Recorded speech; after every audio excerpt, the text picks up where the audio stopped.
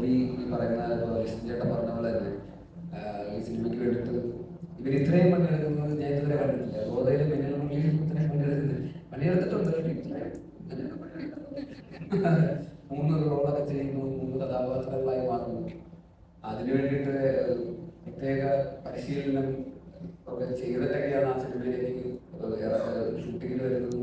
പിന്നെ ഈ പറയുന്ന ഫൈറ്റ് പ്രാക്ടീസ്, കളരി അഭ്യസിക്കുന്നുണ്ട്, കളരി പഠിക്കുന്നു, അതിലൂടെ കുതിരസവാരി പഠിക്കുന്നു. അങ്ങനെ അതായത് പല 3 ക്യാരക്ടേഴ്സിനെ അത്രയും കൺവിൻസിംഗ് ആയിട്ട് ചെയ്യാൻ വേണ്ടിയിട്ടുള്ള എല്ലാ പണിയും എടുക്കുന്നുണ്ട്. അതെല്ലാം പോലെ വീഡിയോ ഒന്നും അങ്ങോട്ടൊക്കെ ആക്കുന്നു. അത് 3D കണ്ണിമുട്ടുന്നതാണ്. 3D കണ്ണടക്കിയതായിരുന്നു.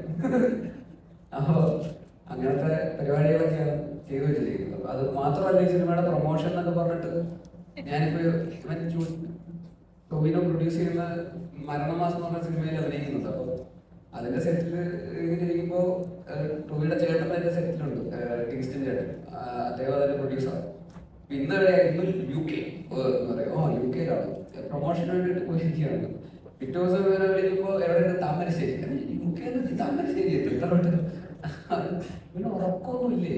അത് ഒരു 10-25 ദിവസമായിട്ട് ഇങ്ങനെയാണ് ഓടിക്കൊണ്ടിരിക്കുന്നത്. ഇങ്ങനെ പ്രൊമോട്ട് ചെയ്തുകൊണ്ടിരിക്കുക. അത് ഈ പറയുന്ന പോലെ ഡബിൾ എക്സ്പ്രഷോ ഷോട്ട് അടിച്ച് ഉറക്കമില്ലാതെ ഓടി നടന്നുകൊണ്ടിരിക്കുക. അപ്പോൾ ഇവർക്ക് ചേട്ടനും മാനേജറിനും വേണ്ടി ഓടിയപ്പോൾ എത്താൻ പറ്റാത്തതുകൊണ്ട് അവർ ഷിഫ്റ്റ് എടുത്തിട്ടാണ് വെള്ളോട് നടക്കുന്നത്. അതായത് ഒരു 5 ദിവസം ഇതിലൂടെ പോകും. പിന്നെ അവർ മടുക്കുമ്പോൾ മറ്റേ ആളെ വിടും. അവർ ഷിഫ്റ്റ് എടുത്തുകൊണ്ട് പിന്നെ ഇവൻ മാത്രം ഒറ്റയ്ക്ക് ഇങ്ങനെ കരിങ്കല്ല് പോലെ നിൽക്കുന്നുണ്ട്. കൂടെ സുരഭിയും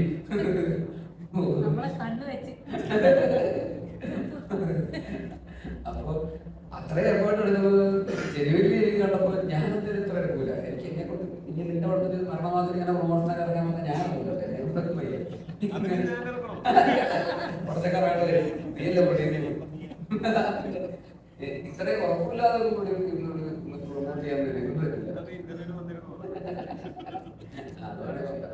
അപ്പൊ അത്ര എഫേർട്ട് ഈ സിനിമയ്ക്ക് വേണ്ടിയിട്ട് ആദ്യം മുതൽ ഇതിന്റെ ആ തുടക്കം മുതലുള്ള ജേർണി മുതൽ 2016 മുതൽ ഇപ്പൊ ഇന്ന് ഈ റിലീസിന്റെ തലേദിവസം വരെ നിൽക്കുമ്പോൾ വരെ ഇന്നിപ്പോ നമ്മൾ വരുന്നത് ഹൈദരാബാദ് ബോംബെ രാവിലെ എത്തിക്കേ ഉള്ളൂ.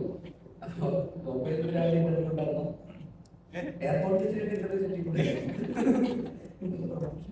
അതൊക്കെ കഴിഞ്ഞിരിക്കുക.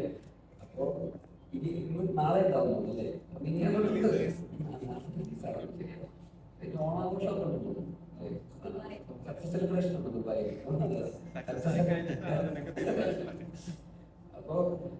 അപ്പൊ ആ രീതിയിൽ ഇവര് ഇതിനു വേണ്ടിയിട്ട് മരിച്ചു നിന്നിട്ടുണ്ട്. ഈവൻ ക്രിസ്ത്യൻ ചേട്ടനാണെങ്കിൽ പ്രൊഡ്യൂസർ എന്നുള്ള രീതിയിൽ ഇത്ര റിസ്ക് ഇറങ്ങിത്തിരിക്കുക, വിശ്വസിക്കുക, ടോവിനെ വിശ്വസിക്കുക, ഇത്രയും സ്ക്രീൻസ് റിലീസ് ചെയ്യുക, 3D എന്നൊക്കെ പറയുന്നതൊക്കെ ചെയ്യാന്ന് പറയുന്നതൊക്കെ അദ്ദേഹത്തിനും അതിൻ്റെതായിട്ടുള്ള വിഷൻ കറക്റ്റായിട്ട് എല്ലാവരും അലൈൻഡ് ആവുന്നതുകൊണ്ടാണല്ലോ.